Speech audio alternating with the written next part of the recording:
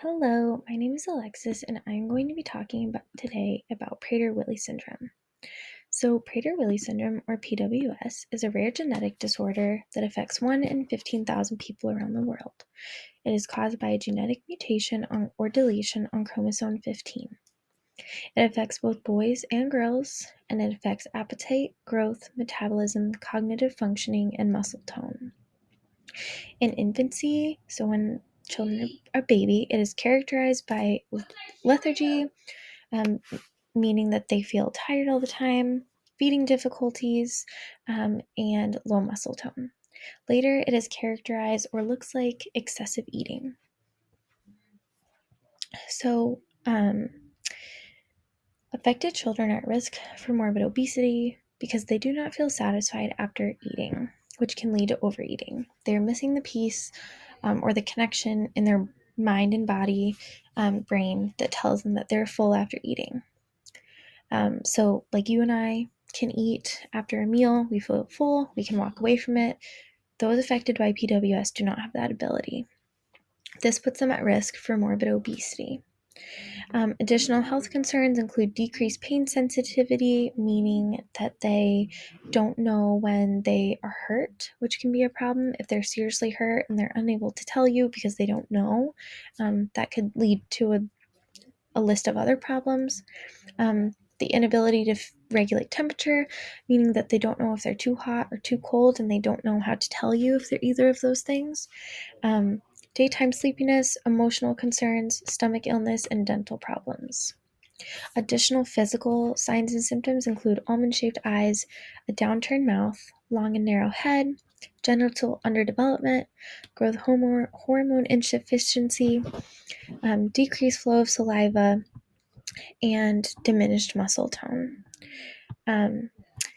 So, children with Prader-Willi syndrome, despite how scary all these signs and symptoms can be, can definitely live a long, normal, happy, healthy life. It just takes intentional and strategic intervention and planning on part of the family, specialists, and caregivers in the child's life.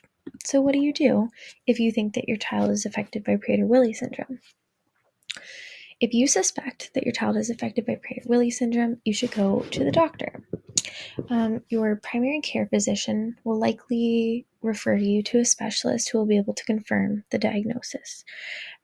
Like we said, your child is definitely able to live a normal lifespan and a healthy life with strategic interventions implemented early on. That's when you're going to have the most success. But your doctor will run clinical diagnostic tests as well as DNA testing to confirm the diagnosis of PWS. So, to manage PWS, working with a team of doctors and specialists is really important and essential. In infancy, so when your child's a baby, parents can utilize special nipples on a bottle or feeding tubes to ensure that your child is getting adequate nutrients. Children with PWS only need about 60 to 80% of what those affected by PWS need in terms of caloric intake. So they need to eat less, basically, to meet the same nutritional standards that those who don't have PWS are meeting for healthy development. As your child gets older, physical therapy, speech therapy, occupational therapy, and educational planning are likely going to be necessary to help your child meet those educational goals and to help them grow and develop in the best way, in the most healthy way. So special attention is to be paid to nutrition, which is why working with a nutritionist is really important to develop a meal plan, guidelines, healthy snacks, meals, liquids, and things like that your child can have that are not going to be detrimental to their health moving forward, since they are going to be sensitive to other foods or certain foods. So your child's metabolism is going to be affected by this developmental disorder, which is just an additional reason why working with a nutritionist is really important, so they can help align the child's nutritional plan so that they're able to develop in the most healthy way. Moving forward, as a young child, it's easy to monitor what a young child eats, when they eat, how often they eat, what they're eating. You can kind of lock things away pretty easy, put things out of their reach that they shouldn't be having, etc. It gets a little challenging when they get older and maybe peers want to offer them part of their snack or share part of their food, or maybe there's a pizza party or parties in social settings, or extra food in social settings and things like that. And those without PWS who don't have it, who are unaware of the effects of PWS, might not know the consequences of what additional food or too much additional food can look like for this individual. So it's important to monitor what your child is eating, how often they're eating, and to really, really pay attention before the hyperphagia sets in when they get a little older. So, nutritionists and your physician will guide you through this process. In addition, growth hormone treatment and dietary control can help avoid obesity as well as improve motor milestones.